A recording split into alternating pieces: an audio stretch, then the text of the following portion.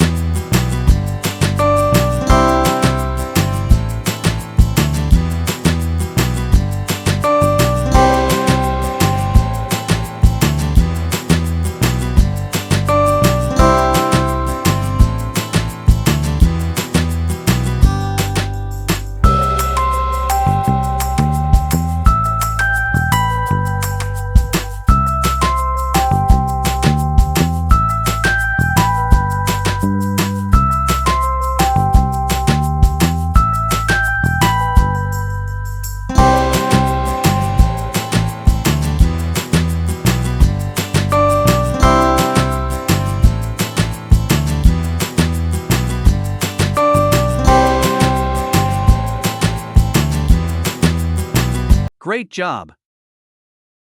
Addition using the 5 complement pairs is one of the biggest challenges young children face, but they need to understand how it works and use it comfortably to develop their abacus skills. Make sure your child understands when and how to apply the 5 complement pairs. For instance, if you can't add 1, you add 5. Then subtract 4.